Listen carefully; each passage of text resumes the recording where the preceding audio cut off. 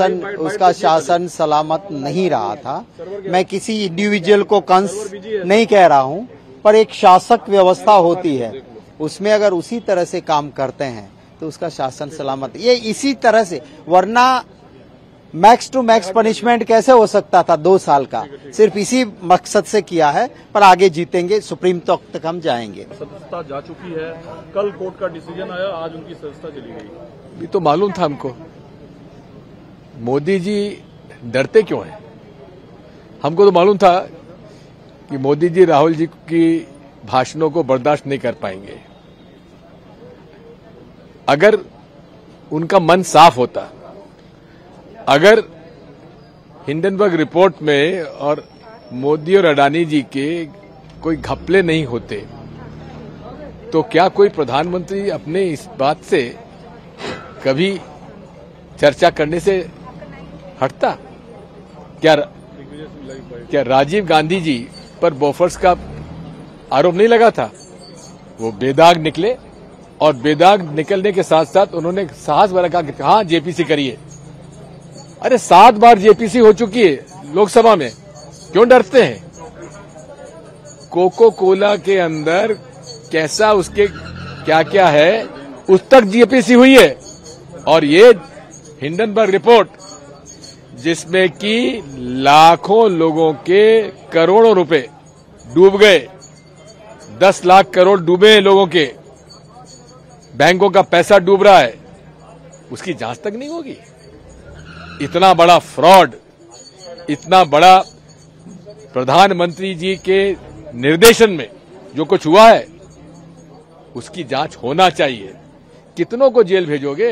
हम सब जाने तैयार हैं। आप लोगों को भी डिटेन करके यहाँ लाया। हाँ ठीक है, डिटेन करने के लिए आए हम तो, और जहां जाएंगे चले जाएंगे, लेकिन जेपीसी करवा कर रहेंगे, घर घर जाएंगे, गांव गांव जाएंगे, पूरे देश में जाएंगे, और मोदी जी को मजबूरी में ये जेपीसी लागू करना पड़ेगा।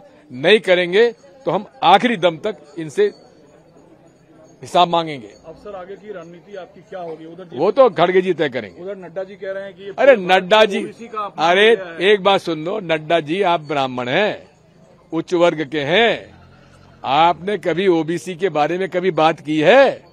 अरे ओबीसी का आरक्षण किसने किया है?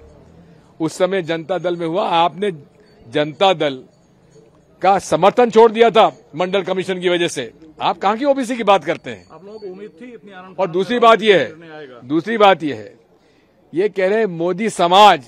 अरे मोदी में तो बनिया भी हैं, ओबीसी भी हैं, और अनेक लोग हैं, अपर कास्ट भी है। मोदी बनिया अपर कास्ट हुआ हमारे यहाँ, जैन है। तो ये का झूठ बोलने वाले, मैं समझता हूं कि बीजेपी और आरएसएस में झूठ बोलने वालों का कोई मुकाबला नहीं। उम्मीद थी आज क्या फैसला? अरे मालूम था, उम्मीद क्या थी, मालूम था होना ही है। क्या कारण है कि 3 साल पहले एक मुकदमा दायर होता है, और चुनाव, उसके बाद 2017 का उनका भाषण है, उसके बाद जो जिसको आपत्ति है वो कहता है कि अभी मैं इसमें कोई कार्रवाई नहीं चाहता, और वो कहा जाता है हाई कोर्ट में कि स्टे करवा देता है प्रोसीडिंग्स। क्यों करवा देता है? क्योंकि उसको लगता है कि जो वहां जज साहब हैं वो राहुल गांधी जी को रिलीफ दे देंगे। क्योंकि राहुल गांधी जी ने क्या कहा है? राहुल गांधी जी ने यही तो कहा कि बड़े बड़े चोर हजारों करोड़ रुपए लेकर देश से भाग गए, नीरव मोदी, ललित मोदी, मेहुल चोकसे, इनको वापस क्यों नहीं लाते? मोदी जी ने कहा था कि नहीं कहा था चुनाव के पहले कि मैं काला धन लाऊंगा, एक एक परिवार को 15-15 लाख रुपए दूंगा? कहा था कि नहीं कहा था? लाओ ना काला धन। इनके राज में काला धन आया नहीं है, यहां से गया है प्रमाणित रूप से।